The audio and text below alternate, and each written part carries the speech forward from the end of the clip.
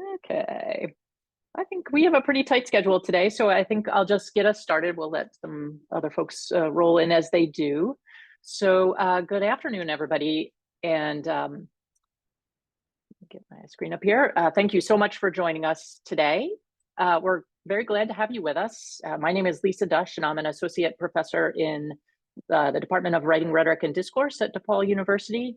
And I'm also the faculty director of HumanitiesX, which is DePaul's Experiential Humanities Collaborative. I'm here today with my HumanitiesX colleague, Amanda Loudermilk, who is our HumanitiesX coordinator. And we're so glad to bring everyone together today to hear from our 4 fabulous speakers, all of whom teach project-based humanities courses that engage students in creative arts projects with and for community partners. So our presenters today, and if you can take us to the next slide, we'll speak in the order pictured. First, we'll have Jacqueline Barrios from the University of Arizona's Department of Public and Applied Humanities, who will describe an iteration of her department's Introduction to Applied Humanities course that engages students in creative spatial research in the community. Our next 2 speakers will be Susana Martínez and Lydia Saravia, 2 of our HumanitiesX fellows from DePaul, who recently completed a course in which students learned about historical memory, particularly in the context of Central American human rights issues, and they created a public art making event with their course's community partner. And then our final speaker, Hanne Mussel of the Norwegian University of Science and Technology, will describe several community-engaged course partnerships that engaged a range of creative activities, from multilingual open mic poetry recitations to speculative futures co-writing. So great lineup. So just a quick introduction to the workshop series. We imagined this as a way to start a conversation and to make some connections among people who are teaching the public humanities or curious to do so. Each of our speakers today will describe how our session theme, which again is creative arts with and for partners in public humanities courses and partnerships, manifests in a partnership or a course or an assignment that they've deployed. We'll have some time at the end for question and answers. So we have the Q&A function. It just should be at the bottom of your Zoom screen, and it'll let you submit a question. If you could just indicate who the question is for, then at the end of the 3 presentations, I'll distribute the questions to the speakers to answer them. And then we're going to have a short activity designed to give you a chance to meet some other folks that are here and to do a little bit of thinking on the topic of creative arts in public humanities courses. So that will happen at the end of the speakers and after the Q&A. And then just by way of quickly framing who is sponsoring the series here. So as I mentioned, I'm the faculty director of a project called HumanitiesX, which is DePaul's Experiential Humanities Collaborative. We're funded by the Mellon Foundation and by our College of Liberal Arts and Social Sciences. Basically, we're a fellowship program that brings together teams of faculty, community partners, and students to develop new co-taught, community-engaged, project-based courses in the humanities. So you can see the basic aspects of our model on the slide here. And Lydia and Susana, as I mentioned, are 2 fellows from this year's cohort who will describe their work today. And then in the past sessions, we've had Jug Ruggel, who's the head of the University of Arizona's Public and Applied Humanities department with us. He can't join today, but I wanted to share the slide about their very impressive program, which is on a very impressive upward trajectory. And Jacqueline is representing their unit today. Okay, so I want to get rolling here and introduce our speakers. Our first speaker today is Jacqueline Barrios. Jacqueline will tell you a bit about her trajectory from high school teacher in Los Angeles to assistant professor of public and applied humanities at the University of Arizona in her discussion.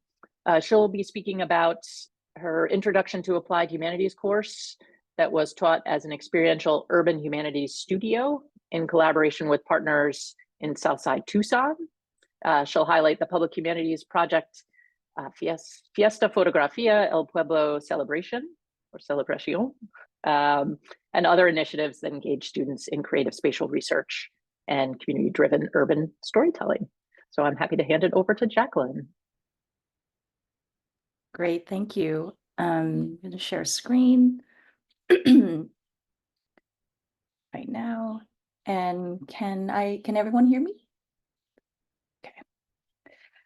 All right. Well, thank you first to HumanitiesX and Lisa and Amanda and all the organizers who made this possible. The title of my presentation is called Sensing Place, Urban Humanities, the University of Arizona and Tucson's South Side.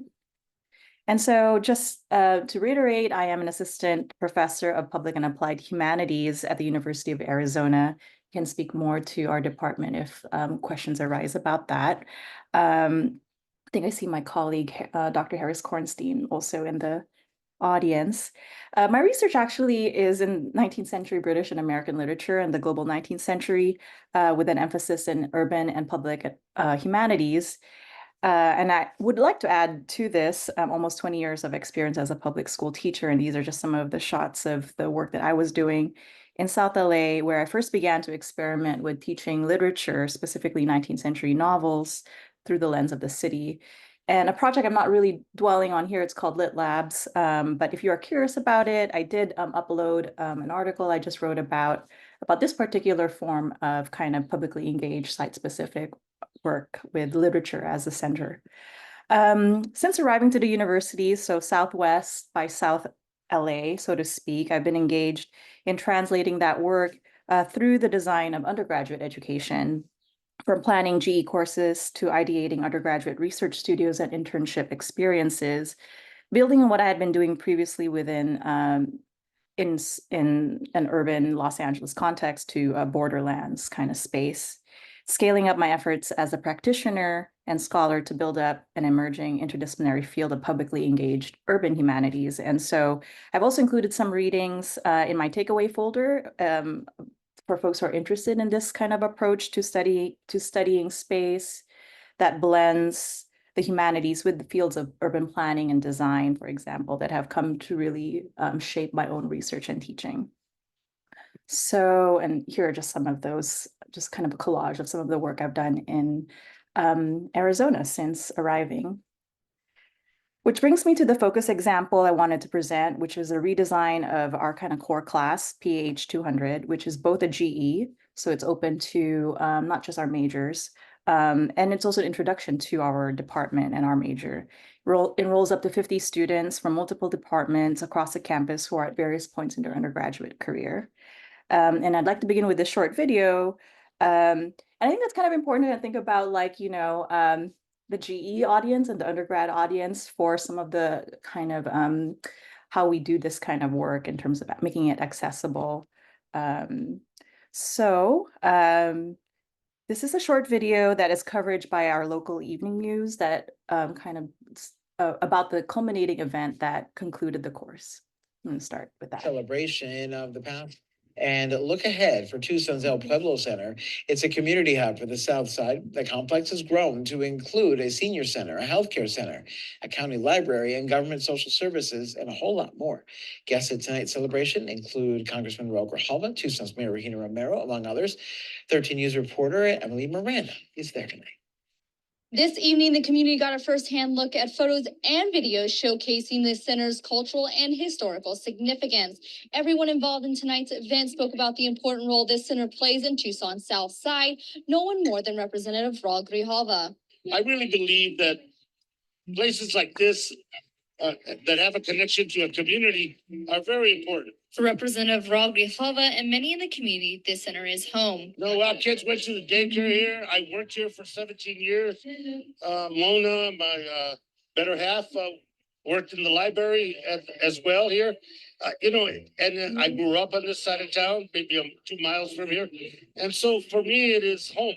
Since opening, it has served as a resource and safe place for Tucsonans on the South Side. Here at El Pueblo, it really started from the very inception as a resource center for the community. That is why many wanted to showcase its story here tonight. Students at the University of Arizona, in partnership with Sunnyside Foundation, helped showcase what the center was and can become. When you go into it, you'll see what the past was, what this place used to be, and what we want it to become again, adjusting to the fact that these are different times.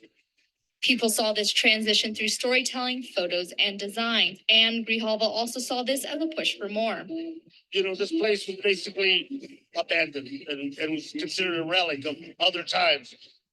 I think what these students and what the community is saying, reinvest in it, bring it back to life with the changes for these times that need to happen.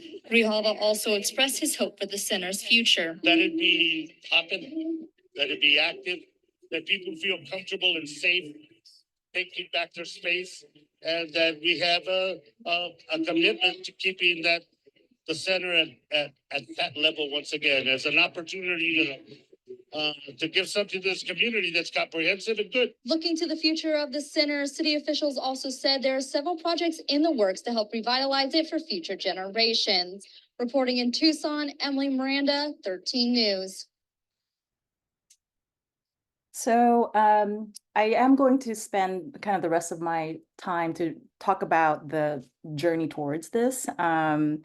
And I wanted to rest a little bit on these words by Congressman Raul Grijalva, which I think has really embodied some of the work that we were trying to do and animate some of my thinking around, how to really bring public and applied humanities education into the community.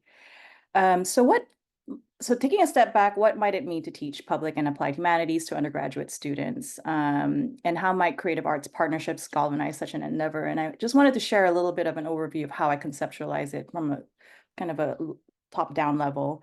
And so I draw it really from Raymond Williams's work on keywords to design my PH courses to guide students through what I see as some of the central priorities of humanities inquiry: the study of narrative story, or the study of narratives and their interpretation, the investigation of histories, the coupling of knowledge, to questions about our own agency as human beings to act and transform our worlds for its betterment.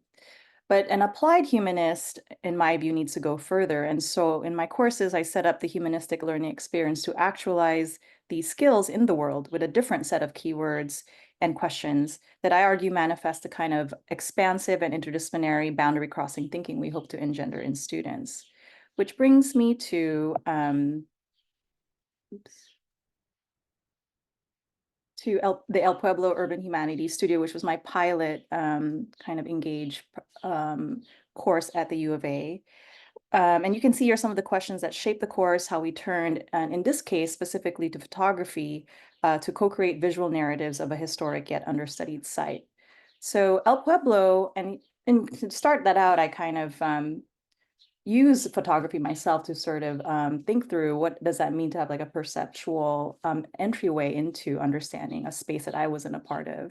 So these are some of those images from my own kind of site visit to the location working with my partners.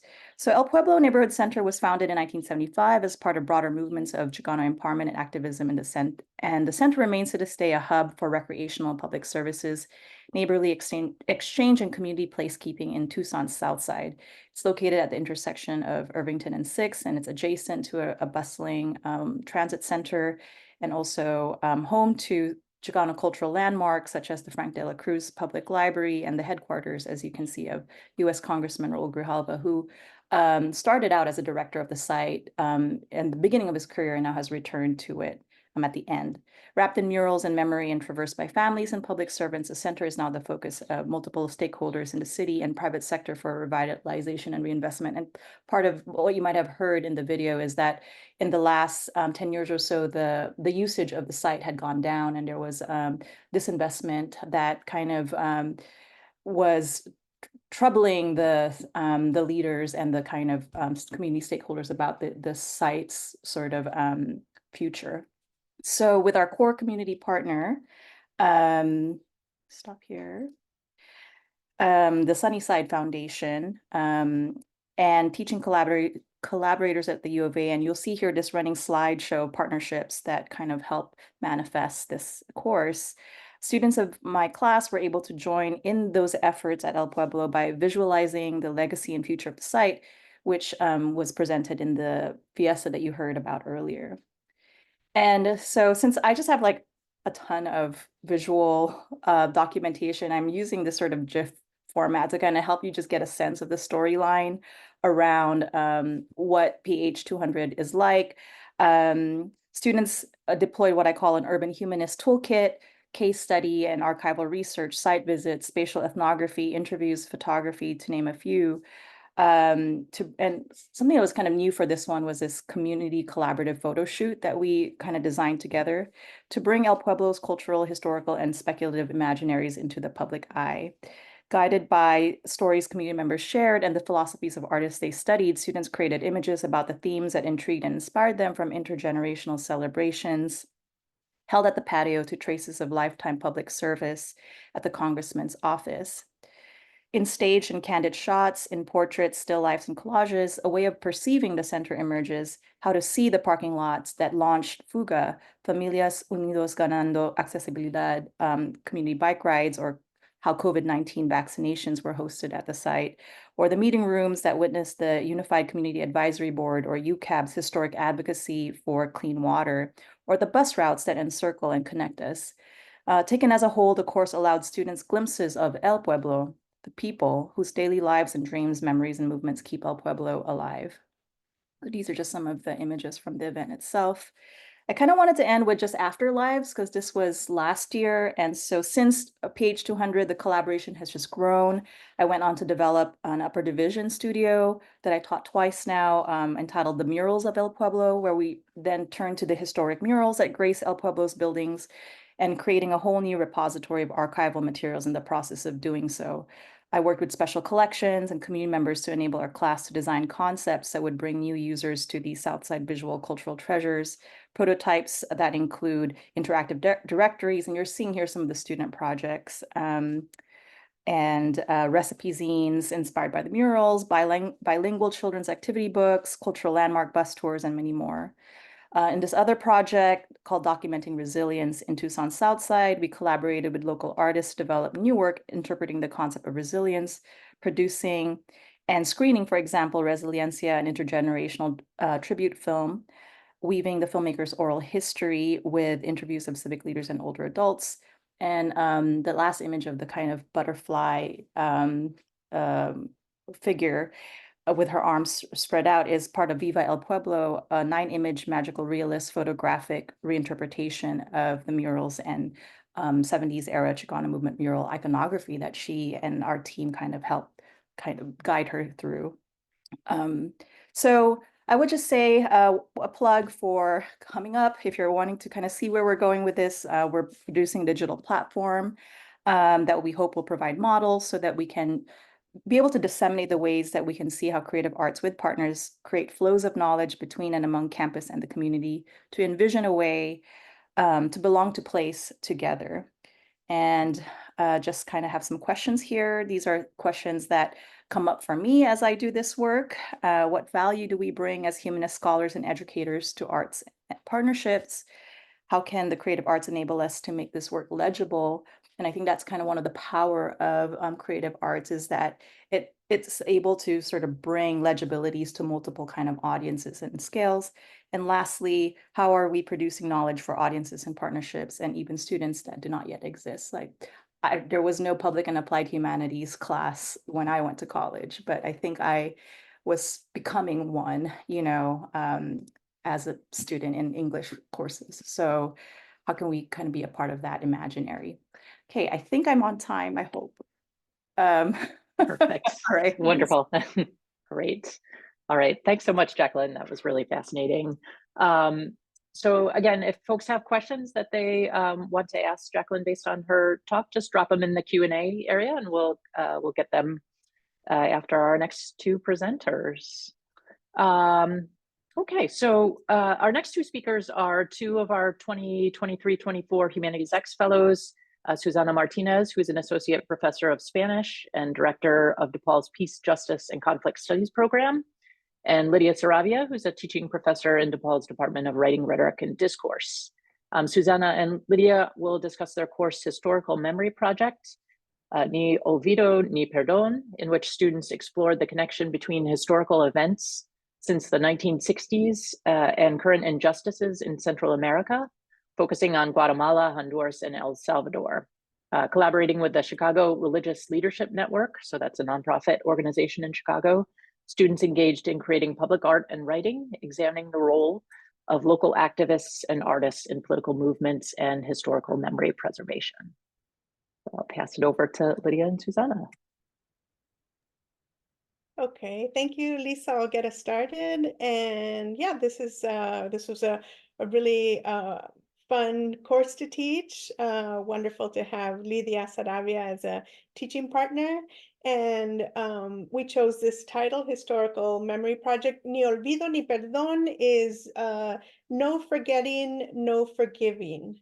And we worked with the HumanitiesX title of Democracy and Rights. And yeah, we can go to the next slide, and we'll just share the course description with you. As Lisa said, our class, we really wanted students to connect with historical events after the 1960s and draw connections to current movements and injustices in Guatemala, Honduras, and El Salvador.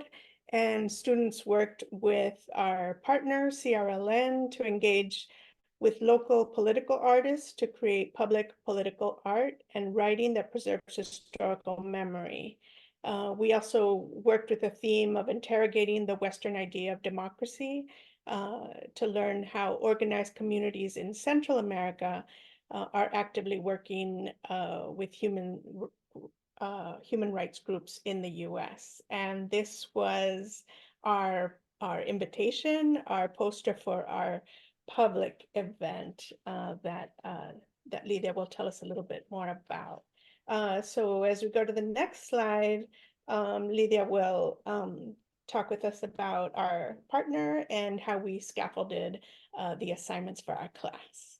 Yeah, thank you. So yeah, we partnered with CRLN, the Chicago Religious Leadership on Latin America, a Chicago-based human rights organization who worked with several groups in Latin America, including Guatemala, Honduras, and human rights advocacy. They have a long history on sanctuary movement in the US, and one of the oldest here in Chicago. And as written here in part of their mission statement, they build partnerships through popular education and are dedicated to policy advocacy and dismantling US involvement in Latin American countries that have perpetrated state violence. They do a lot of accompany work. So currently, right now in July, they will be accompanying the Maya Ixil in Guatemala in their court hearings against genocide. For our purposes, CRLN was interested or has been interested in thinking about ways to partner with folks who can bring information about Central America out of institutions and to have and host community events that are accessible and interactive. Specifically, they charge our students with learning about Guatemala, El Salvador, and Honduras, and to think about creative ways to disseminate the research findings. Our community partner made it clear that they wanted the research to be shared publicly, to be shared with as many folks as possible, not only through an art event, but through social media, which they acknowledge and disclose was a weakness of theirs. So that's one of the ways in which the partnership was reciprocal. They helped cement the historical context and the ethos of the course, and we provided information to be shared publicly and through an interactive event. Next slide. So we had to think about how do we get to that art event, but also have this research. And we knew that we were asking a lot of the students. So we scaffolded, we created assignments that sort of grew from each other. We wanted students to think about historical events tied to current events and to think about how history forms and informs the present. As such, Susana and I created 5 topics that we'll talk about in a bit that students could choose from. And they range from Guatemala and indigenous populations, Honduras and activists, El Salvador and current administration, and students self-selected. And we had a total of 5 teams, 4 students per team. And once those teams were formed, they were tasked with thinking about how to narrow from the large topic into something much more specific and to start creating their research, right? Each assignment we created build off of one another. Around mid-quarter, students were to present at the Peace, Justice, Conflict Studies, an annual poster presentation conference hosted by Susana's program. They were asked to present their preliminary research, which would allow them to gather information think about how to talk about that information with others, and then receive some constructive feedback. From there, students were to create 2 social media posts for CRLN and housed under Susana's program, Peace, Justice, and Conflict, based on their research. So the first social media post was a historical fact, event, or policy related to their topic. And then the second social media post was to be tied directly to that information that was spearheading their art concept. And then finally, they had to sort of convert all of that research that they were gathering into this artistic concept. As a class, we had read about the role of art in historical memory in Guatemala. We had discussed the role of protest posters in art movement, specifically thinking about screen printing and the role of screen printing in movement and organizing. And we had met 2 artivists who centered and situated their art within community movements like Black Lives Matter and immigrant movements.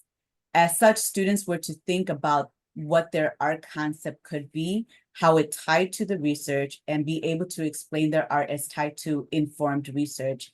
Hence the creation of the fact sheet with bibliography. So the fact sheet and the bibliography was tied to the art concept, and during our art event, they were to sort of give the fact sheets to attendees if attendees wanted. It was something that attendees could walk away with. So we knew that the fact sheets would be something, a document that attendees could walk away with. Later, we'll talk about the other stuff that attendees walked away with. Next slide will be Susana describing our quarter.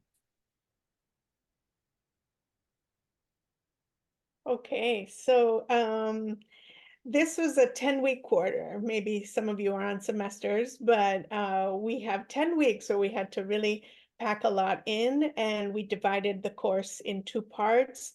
The first half, as you could see, has we focused on giving students a historical context, and we did that with some readings, and we also broke students up in groups and had them watch documentaries about Guatemala, El Salvador, and Honduras. And we also had these really fabulous guest speakers. And we had a speaker from the School of the Americas Watch that was able to really give students a good context on what's happening in Latin America and some historical information, and then just talked about human rights and the work of activism. We had another wonderful speaker from CISPES that you might be familiar with. That's the Committee in Solidarity with the People of El Salvador. And that really helped to inform what then came in the second half of the course. Then there we were able to focus more on the role of art in Central American historical memory projects. And that was art that was focused on like the disappearances that have taken place in Central America, and how the artists responded to that political and state-sponsored violence. And then we also had some class visits by one local artist, Carlos Barberena, who is originally from Nicaragua and spent some time in Mexico before coming here to Chicago. So it was really wonderful that he was able to join our class in person and share his work and his process with us. And he really gave students the idea of giving away art and having people walk away with something, and really helped to discuss the process of political art and the importance of reflection. And then we also had another wonderful speaker that is originally from Mexico and now studying at UCLA. So their art really helped to open the space for students to really ask. They asked really good questions. Yeah, and Lydia will talk about with the next slide on the campus resources that we use to for students to bring all this information together and share it with the community.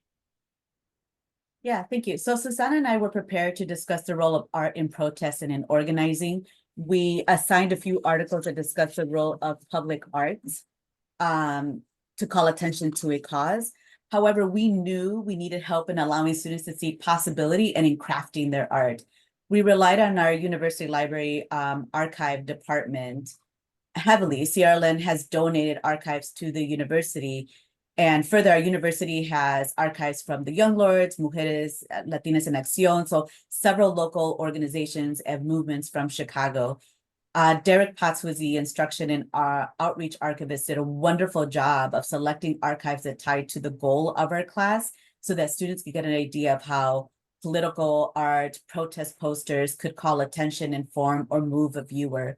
In addition, so, we tell students screen print, but we can't actually teach the screen printing. So we're lucky that, like most spaces, have a maker's lab, and ours is the idea realization lab. So we assign students to attend a workshop so that they can learn how to screen print either through emulsion or using their Cricut machines. So that was something that they had access to in order to create, if they wanted to, screen printing art. And then finally, the Latinx Cultural Center was kind enough to allow us a site for our pop-up art event. And we knew that the Latinx Cultural Center would be a welcoming and comfortable space for DePaul community and outside folks who were coming to our event. Next slide. So this is our pop-up art event in flyer format. So you'll see here on your bottom right-hand side, the topics that students decided to narrow theirs on. And then each of these boxes, it's their topic along with their interactive piece that they were sharing. The students, along with our community partner, decided that they wanted to do an interactive pop art event where each team would have a station. And of course, we were lucky enough to be part of HumanitiesX so that most of the material was provided for them in order to have this community event. So we had two teams that focused on El Salvador. One was Nayib Bukele's administration and the mega prisons from El Salvador. And so they created a fact sheet around there, and their art piece or art contribution was to screen print on t-shirts that the HumanitiesX was nice enough to buy so that folks can come, screen print, and take a t-shirt with them. The other El Salvador team focused on trans life in El Salvador, and they did an amazing job of finding folks throughout history to say trans life has existed in El Salvador, even as it's been erased. And they did a multimedia sculpture with wire and crochet, as well as a screen print of their title, Sin Tierra, Sin Frutos. We had one group from that concentrated on Honduras and climate activists in Honduras, and they did a mixed media collage, and they went to a local park and used objects from the local park, bark, grass, leaves, and their interaction was it was tactile, and they asked folks to touch the pieces and sort of think about climate concerns, especially those concerning Garifuna folks in Honduras. We had two Guatemala groups. The one group focused on the banana fruit company and land theft, and they created a screen print. And so they screen printed with folks that print that folks could take with them. And the other decided to do weaving. And they were looking at the role of weaving as resistance art in indigenous communities. And they set up a backstrap loom, and they brought frame looms so that people could learn how to weave. And each group had their fact sheets and bibliography, so people could walk away with the fact sheets and a t-shirt and or a screen print of what they created. Next slide. Okay, well, here's our photo of our pop-up event and a sample of some of the art students and community members made. And we'll just try to wrap up here. I mean, there were so many components to the class. It really did feel like an empowering experience for us as instructors. It definitely helped to have a partner and help to brainstorm and then think of ideas and then have the support here to really put them in action.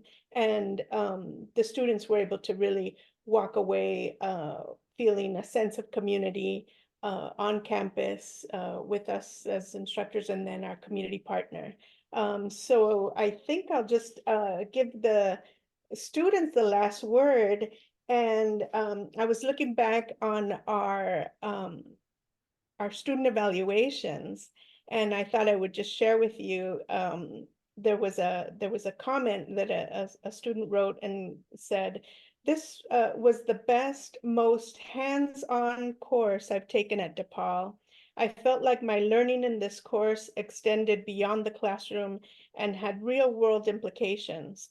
Working directly with the university, with the community organization, and getting to know people who are truly doing the work to change the world was an outstanding opportunity." So I certainly echo those feelings. And Lydia, anything Yeah. you'd like to add?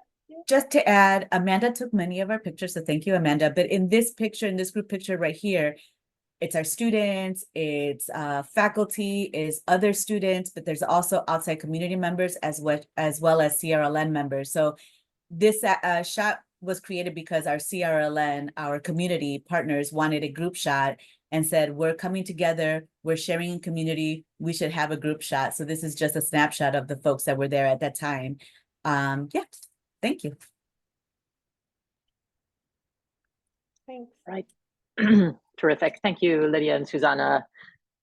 All right. So again, if anybody has questions for Lydia and Susana, just drop them into the Q&A, and we'll get a chance to talk to them more about their project in the Q&A period.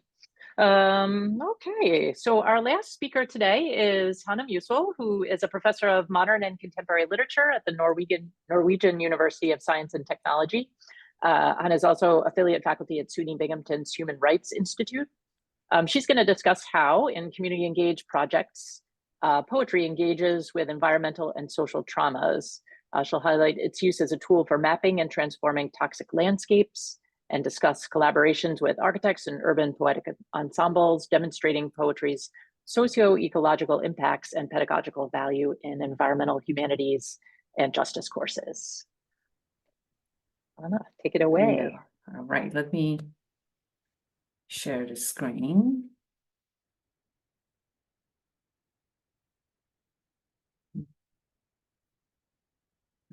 And okay, well, thank you so much to the organizers for the invitation, and to fellow panelists. Whenever I listen to them, I feel like I want to be in their classes.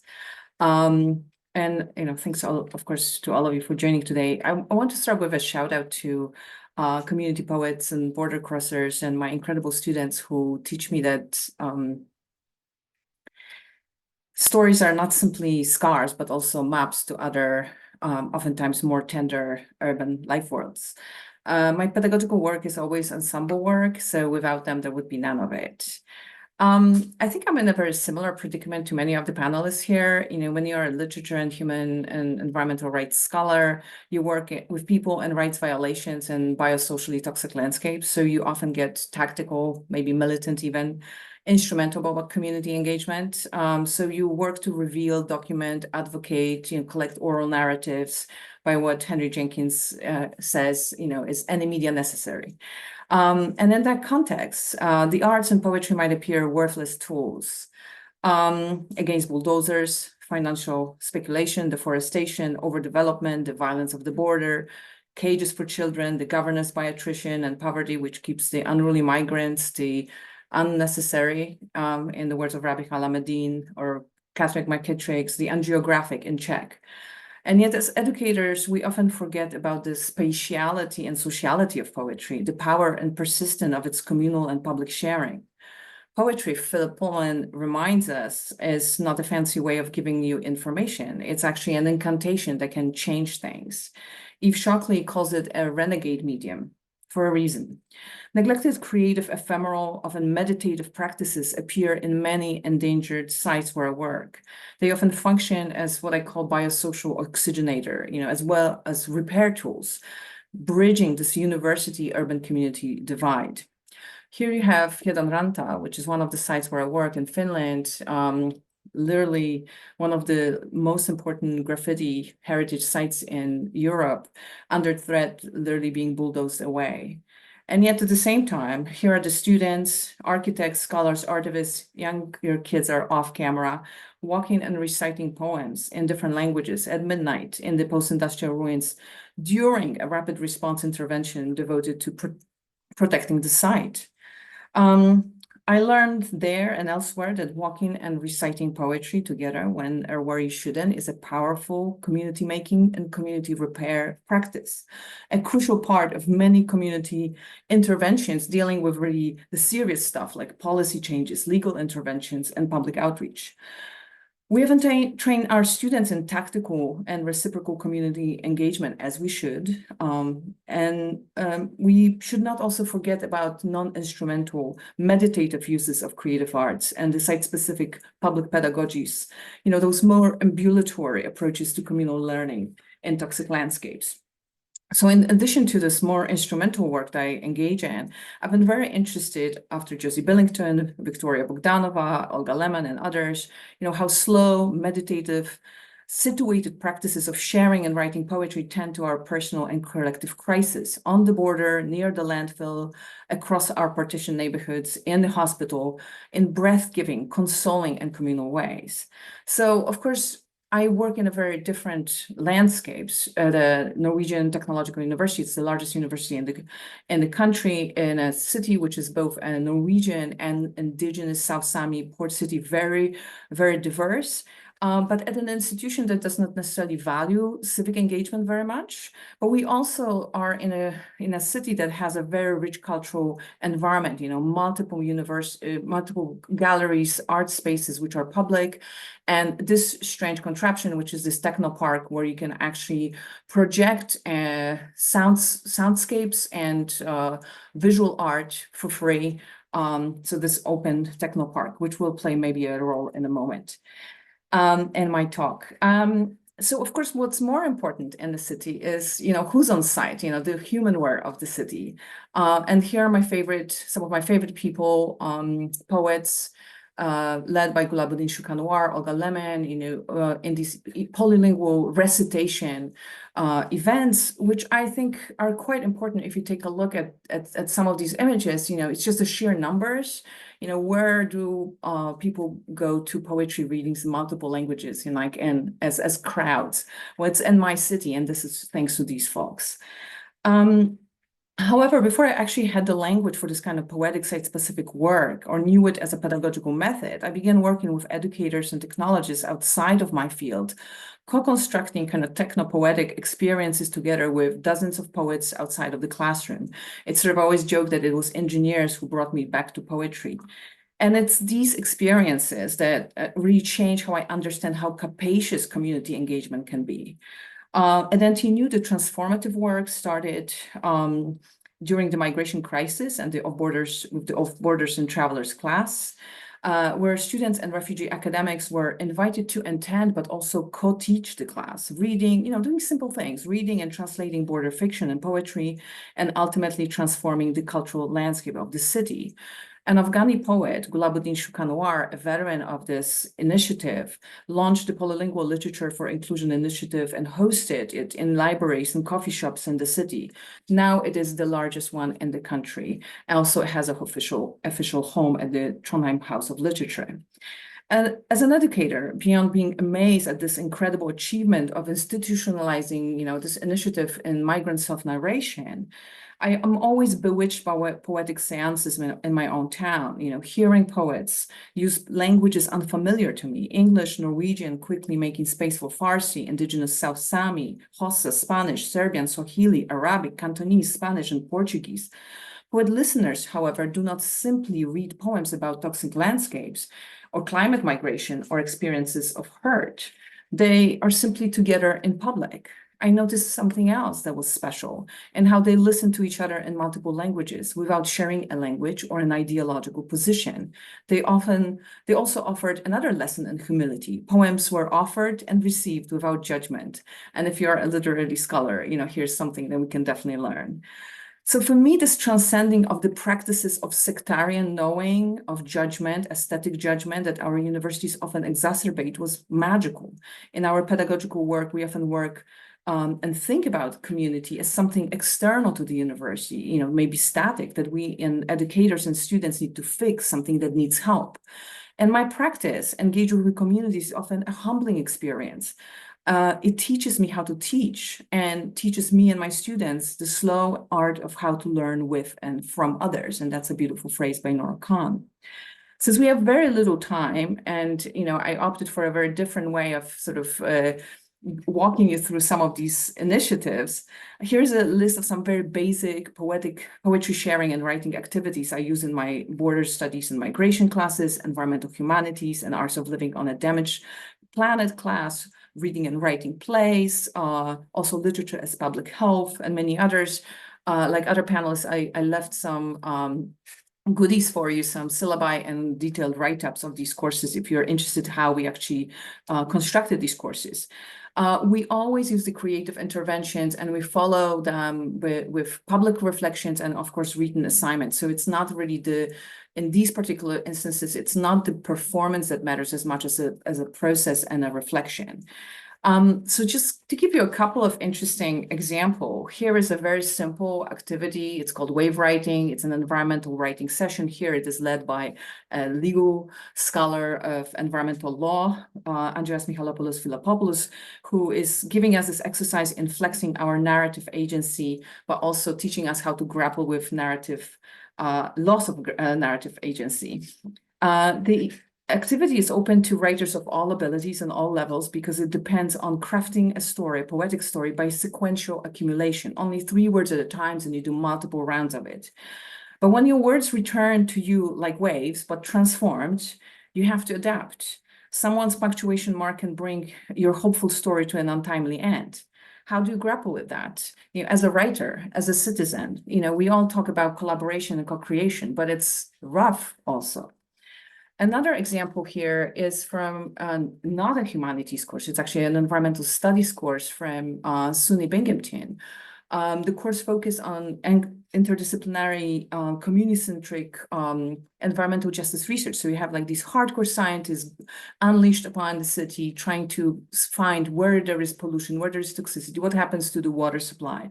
But then when we put them together and ask them to co-write this future, all they produced were these very strangely heteronormative, all-might technocratic, white futures. And so I think this is another example where, it's very clear that these experiences and exercises in co-creation are important to flex our social imagination muscles.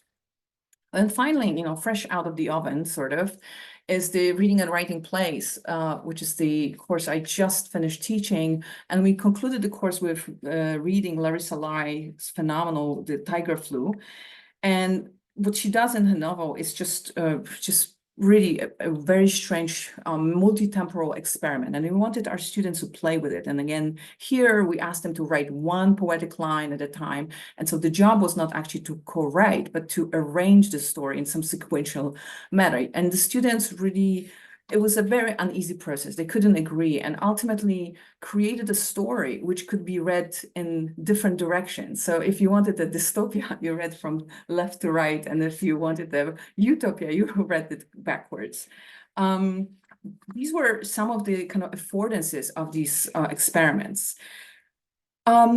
As I'm wrapping up, I just want to say that, in my town, poetic work now lives and breathes in the classroom and through the Poetry Without Borders, Literature for Inclusion, but also through the bodies of what I call our urban chorus.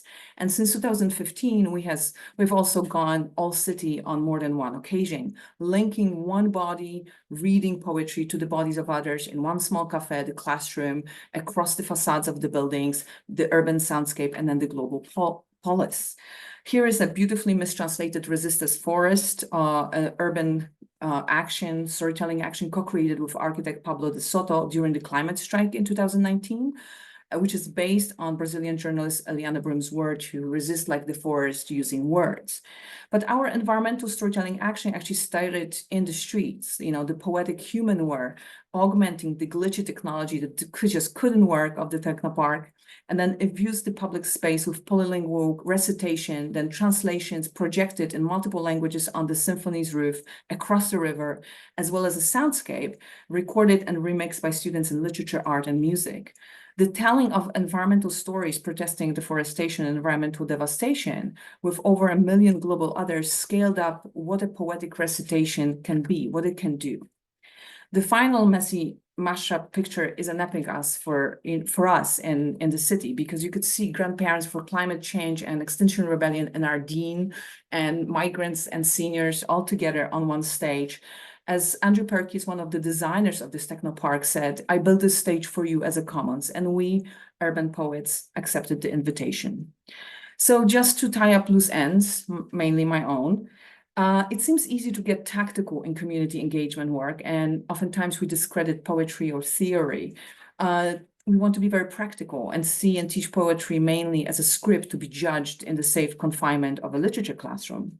Yet poetic work with diverse communities of repair I get to observe and participate in is life-giving. It might seem esoteric, ephemeral, small-scale, and yet its repair impact is wide-ranging. It unsegregates narrative spaces and makes our urban ecologies more inclusive. The slow art of writing, co-creating, and sharing the stage, art, and poetry without fear of the aesthetic judgment, which is often a cultural judgment, and then a legal judgment, and then a deportation order, teach us corporeally, and by us, I mean students, educators, and community members, how to listen to each other with more care, transforming the practices of reception of stories and people. Thank you.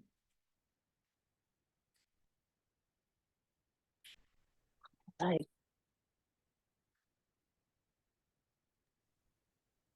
Thank you, Hanya. That was excellent.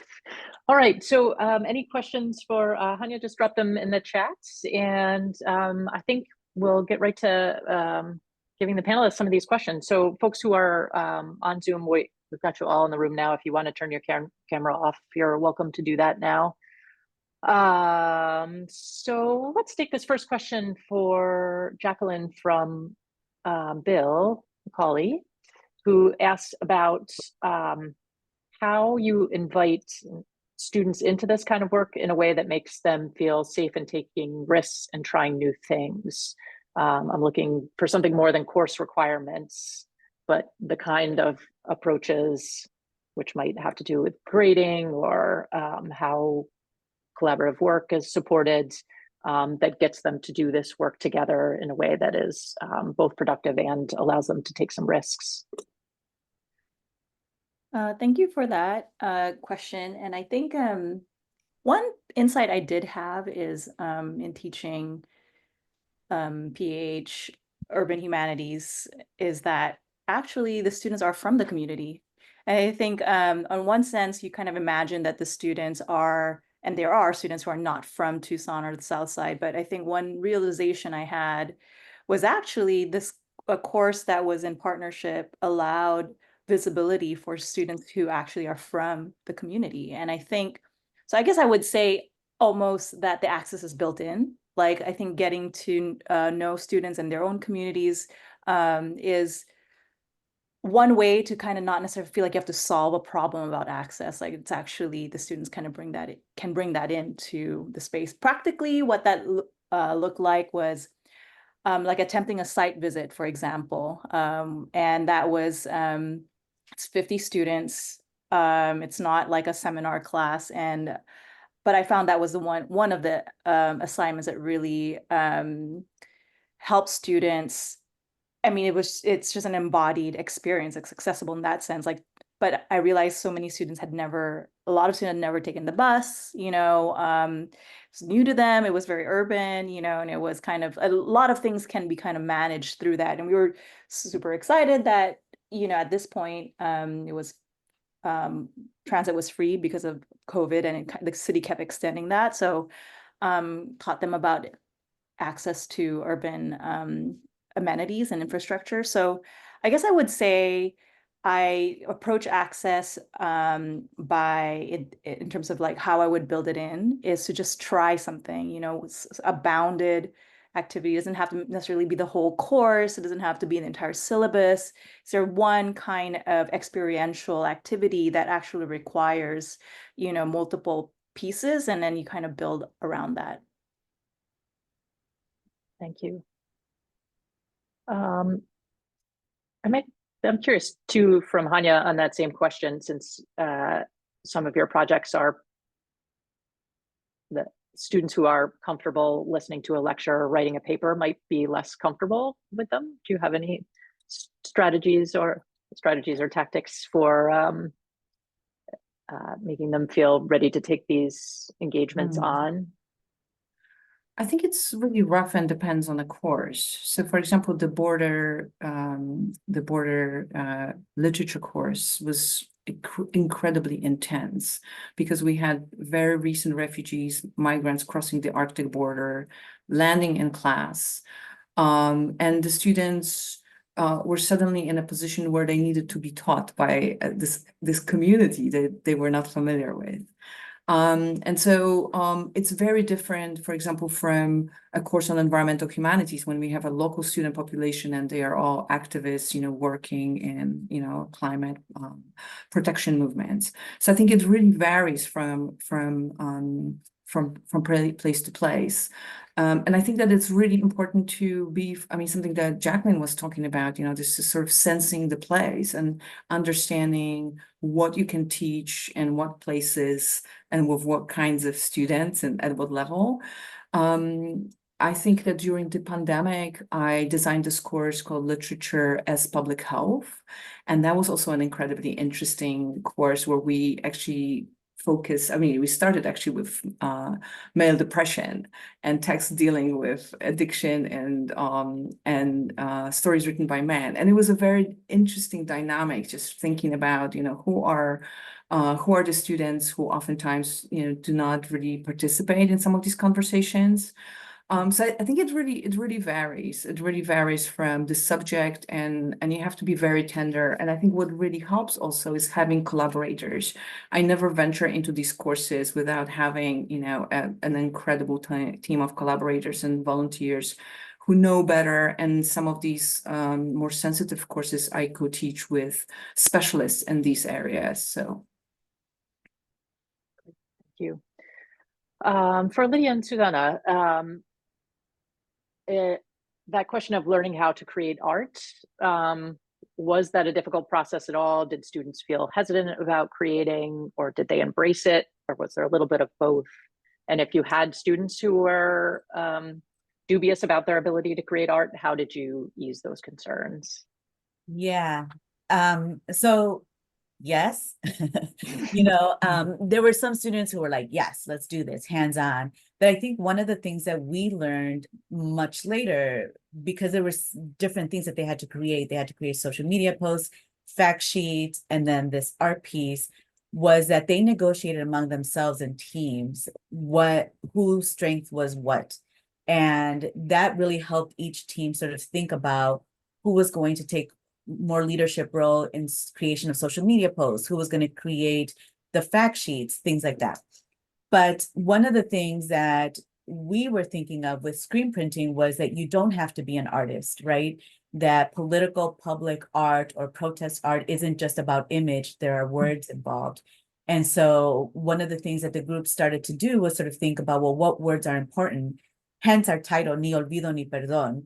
In Guatemala, in Latin America, but we focus on Guatemala, there is a screen printing political group that uses Ni Olvido Ni Perdón to screen print all over Guatemalan streets.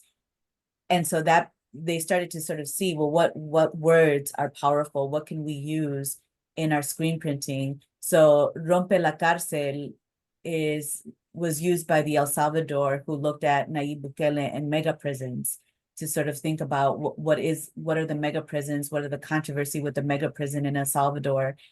And Ni Frutas, Ni Tierra Ni Frutas was used by the El Salvador group that looked at trans life and thought about, well, what is trans life in El Salvador like? So, and they use Spanish words as non-Spanish speakers, right? But they use Spanish words to create their pieces. So I think that there was some hesitation, but also some feeling of relief when they realized it doesn't have to be image and it could be words. And if it was going to be image, who in the group could illustrate? And then of course the weaving group decided to do weaving because one of them comes from a weaving family and was able to sort of walk them through weaving, and she made the group members learn how to weave, so they discussed it among themselves, what their expertise were, what they were comfortable with, and who was going to play what role. So we were lucky that way that within the teams, they negotiated that. Susana, I don't know if you have anything to add.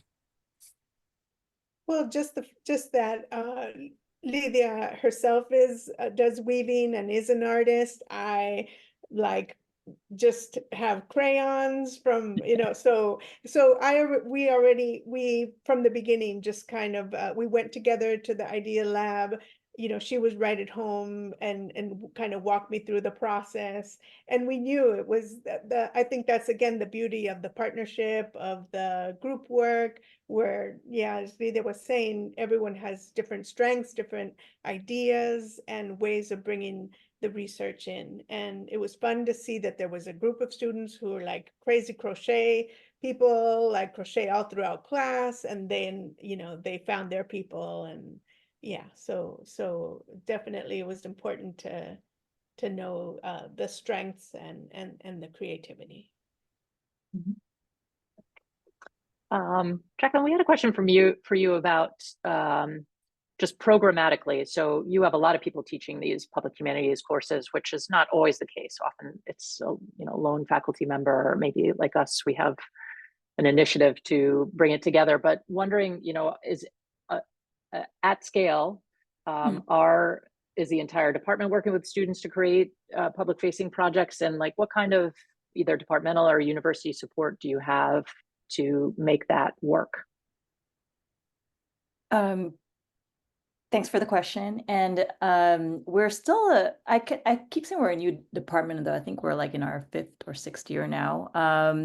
And we're small. So in that sense, I think it helps that, and we're also kind of, a lot of the faculty who are teaching the core courses, so that I'm like the 200 and the 420 are sort of core classes. And I think Dr. Kornstein and Jasmine early on teaches like the methods class.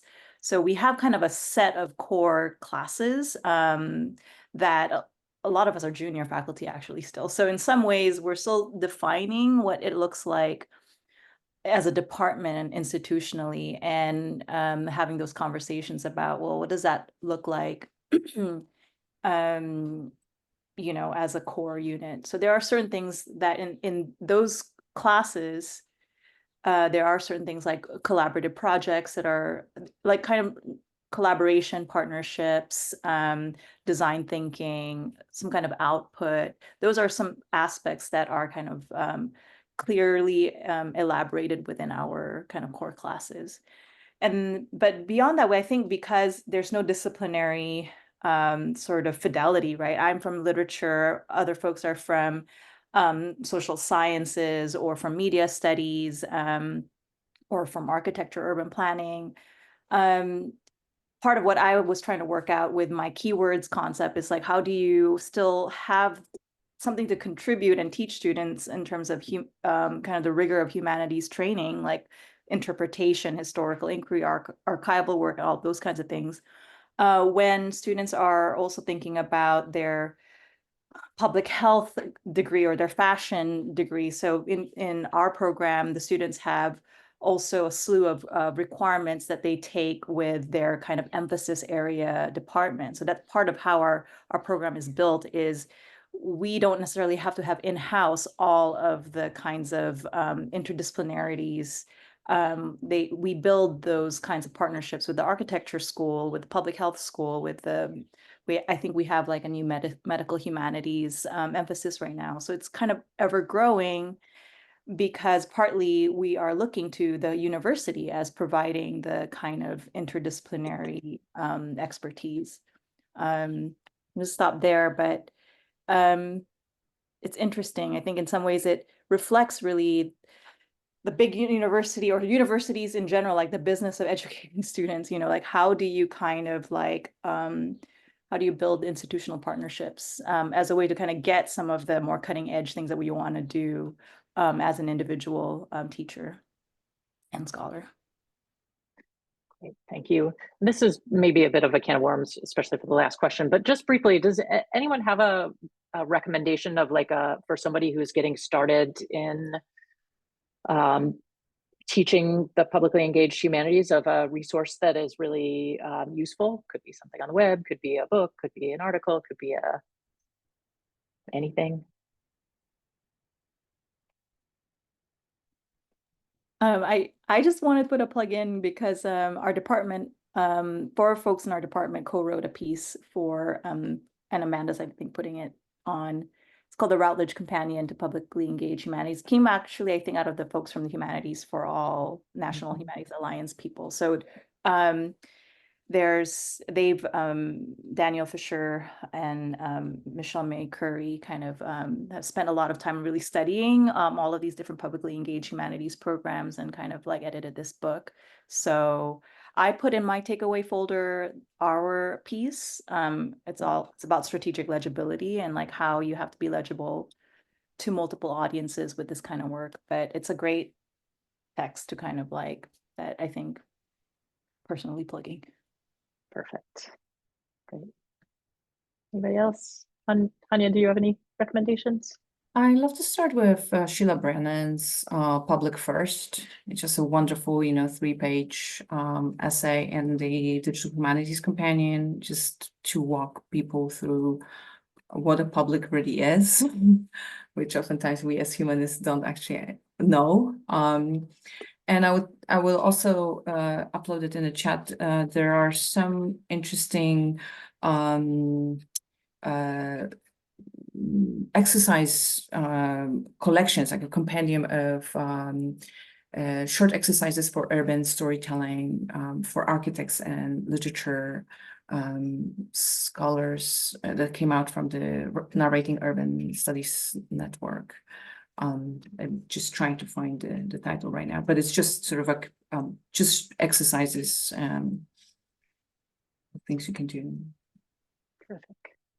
Lisa, I think you shared the resources that we. Yeah. So we've culled some readings that we have our fellows engage with each year that have proven pretty useful. And I would say I've been going to the National Humanities Conference put on by the National Humanities Alliance for the last couple of years, and it's a great space where people who are doing public humanities and kind of government organizations like state humanities councils come together with academic folks. And so I've learned a ton at that conference. It's quite interesting. Okay, so as the last part of our time together, we want to split the group up into a couple of smaller groups and give you a chance to think about this in the context of your own work. So Amanda, do you have can you pop up our slide? Did we lose Amanda? Okay. Amanda and I have both had our internet go out during the talk today, so we're on pins and needles here. Okay, so here is a prompt we want you to think about a little bit, and this is actually the framework that organizes that collection that Jacqueline was speaking of.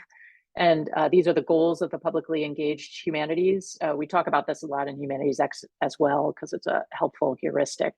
And there are these 5 goals, like why you would do public humanities. It could be to inform contemporary debates, to amplify community voices and histories, to help individuals and communities navigate difficult experiences, to expand educational access, and to preserve culture in times of crisis and change.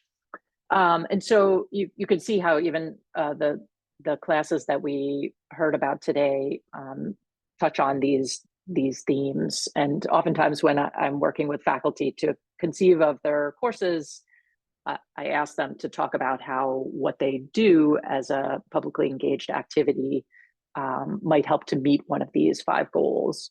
So we're hoping that this heuristic will be useful for you to think about your own work and either generate some ideas or think with a little more precision about what exactly an end goal that you're accomplishing might be.